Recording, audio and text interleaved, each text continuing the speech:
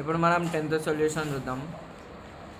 Question ఏమి ఇచ్చిండు మనకి, in an AP arithmetic progression if 4 times of 4th term is equals to 8 terms of the 8th term, then prove that 12th term of the progression is 0. Given that ఏమి ఇచ్చిండో అది రాద్దాం.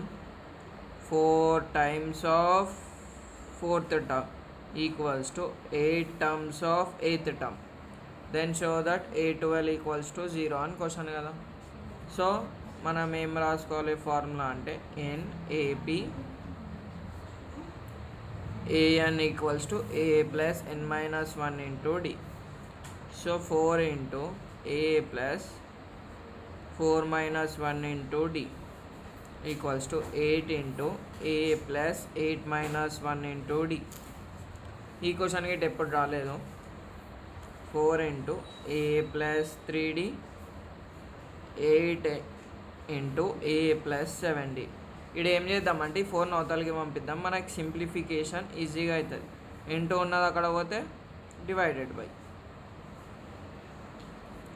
4 1 జా 4 2 జా.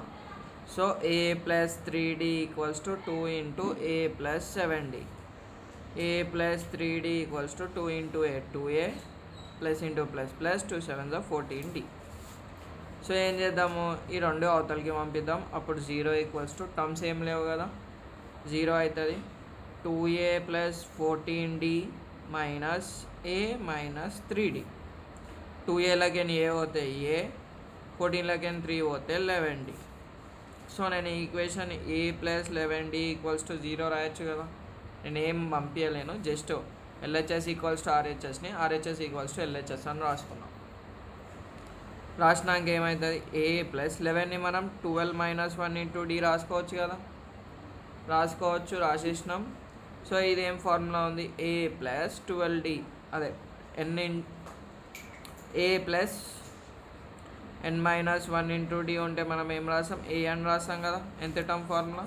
So ఇక్కడ నేను ఏం రాసా అంటే A12 ఈక్వల్స్ టు 0. గదేగా ఇచ్చింది మనకి 12th term is equals to 0 అని. లాస్ట్కి ఏం రాయాలంటే therefore 12th term is equals to 0, hence prove చేయమన్నాడు కదా, చేసేసినాం. ఇది అసలు కొద్దిగా సింపుల్ ఉంటుంది. సరేనా, థ్యాంక్స్ ఫర్ వాచింగ్.